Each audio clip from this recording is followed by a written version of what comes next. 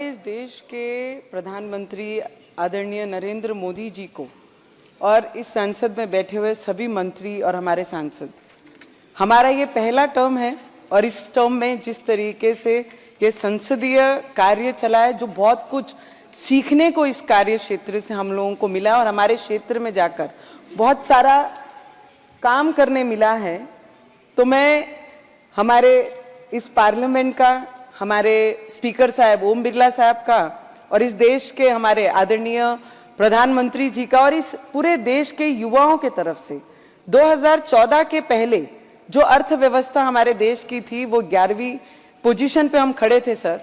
पर इस देश के युवाओं को, बेरोजगारों को इस स्थिति से उभर कर देश को और अलग नंबरों पे, आंकड़ों में देखना था। इसलिए 2014 के बाद जो आंकड़े दिखाई दे रहे हैं वो 5वें स्तर पे हमारे आदरणीय प्राइम मिनिस्टर जी ने हमें लाकर अर्थव्यवस्था में स्टैंड किया है।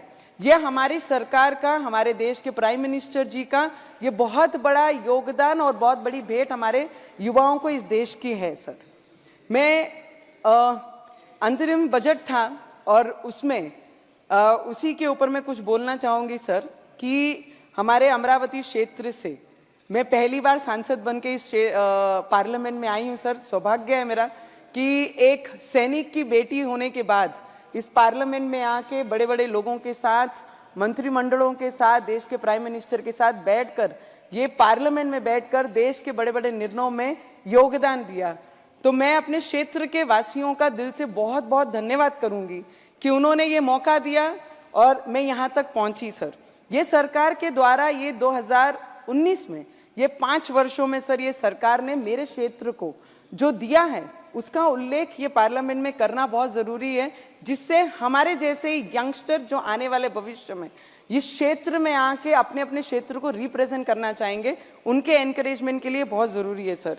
अमृत भारत स्टेशन योजना के अंतर्गत सर बन्नेरा स्टेशन को आने वाले 25 तक और अमरावती स्टेशन को आने वाले 27 तक वर्ल्ड क्लास स्टेशन बनाने का काम बहुत ज़ोरों से शुरू है। उसके लिए सरकार को दिल से बहुत बहुत धन्यवाद देती हूँ सर। एक शकुंतला, ब्रिटिश कालीन शकुंतला ट्रेन है हमारे यहाँ पे क्षेत्र में सर। 75 वर्षों से वो मीटर गेज पे चलती थी, पर ये सरकार ने 75 वर्षों का इतिहास मेरे क्षेत्र में मोड़ा है, रेलवे डिपार्टमेंट ने और हमारे आदरणीय प्राइम मिनिस्टर जी ने। जो ब्रिटिश कालीन चलती थी, ब्रिटिशों के राइट्स हमारे क्षेत्र में चलते थे, आज जाकर वो भारत सरकार को उसके राइट्स मिले और उसकी सॉइल टेस्टिंग होकर आने वाले समय में उसका ब्रॉड गेज होने का काम शुरू हो रहा है। उसके लिए हमारे डिपार्टमेंट को, रेल मंत्री को, हमारे प्रधानमंत्री जी को दिल से धन्यवाद दूंगी। 75 वर्षों का इतिहास बहुत सारे इस प्राइम मिनिस्टर जी ने और ये संसद ने मोड़े हैं ये पिछले 10 सालों में। और उसके साथ सर हमारे अचलपुर से चांदूर बाजार का 30 किलोमीटर का जो पैन है उसकी सॉइल टेस्टिंग शुरू है और निम्बोरा से नई अमरावती का जो 1.1 किलोमीटर का जो सर्वे 2011 में हुआ उसका भी काम अगर शुरू किया जाए तो आने वाले समय में मेरी अमरावती के लोगों को, यंगस्टर को जो बाहर जाके काम करते हैं, दिल्ली तक पहुंचते हैं, सूरत जाते हैं या मुंबई तक जाते हैं, उनके लिए बहुत बड़ी उपलब्धि हो जाएगी। तो मैं आपसे विनंती करूंगी कि रेल डिपार्टमेंट निम्बोरा से नए अमरावती का भी जो रूट है 1.1 उसको जल्द से जल्द उसकी भी टेस्टिंग करके उसका काम शुरू किया जाए। सर पूना रेलवे गाड़ी हमारी शुरू की गई है, जबलपुर जो बंद पड़ी थी उसे शुरू करने का काम हमारे रेलवे डिपार्टमेंट ने किया है। दुरंतो जैसी बड़ी गाड़ियां हमारे रेलवे स्टेशन को उपलब्ध करके दी हैं। मैं विनंती करूंगी सर वंदे भारत रेलवे गाड़ी के अंतर्गत मुंबई से अमरावती, मुंबई शुरू की जाए, वंदे भारत रेलवे अमरावती से दिल्ली शुरू की जाए सर। मैं सभी ये जितनी भी रेलगाड़ियों का विषय में आपके सामने रख रही हूँ सर। केंद्र को जब हम रिप्रेजेंट करते हैं तो हमारे क्षेत्र के लोगों की सबसे ज़्यादा अपेक्षा होती है कि रेलगाड़ियाँ कितनी हमारे सांसद हमारे क्षेत्र को ला के दे रहे हैं या कितने स्टॉपेज हमारे क्षेत्र को मिल रहे हैं। ये हमारी एक उपलब्धियों में से बहुत बड़ी उपलब्धि होती है और वो करने का प्रयास हमारे क्षेत्र के लोगों ने हमें विनंती की, अमरावती करों ने, और मैंने हमारी सरकार को विनंती की। और ये सरकार ऐसी है कि आम ग्राउंड में रहने वाले हर व्यक्ति की आवाज़ सुनने वाली है और वो सुनकर ये सब चीज़ों को इम्प्लीमेंट मेरे क्षेत्र में किया है सर। मैं विनंती करूंगी, finance minister is sitting here sir. Sir, few problems are there with GST. Sir, I need some time, sir.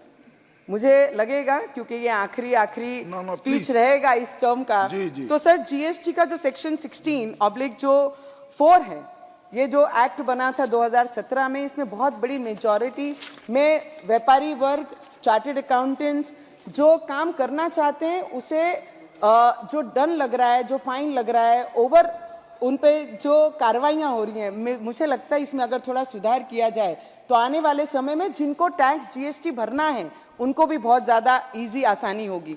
Sir EPF 95 ये बहुत बड़ा मुद्दा हमारे पूरे देश के लोगों का है जो रिटायर्ड हुए हैं। सर मेरा देश के प्रधानमंत्री जी का अभिनंदन है क्योंकि 400 रुपये जो रिटायरमेंट के बाद उन लोगों को मिलता था, देश के प्राइम मिनिस्टर जी आने के बाद उनको 1000 रुपये मिले।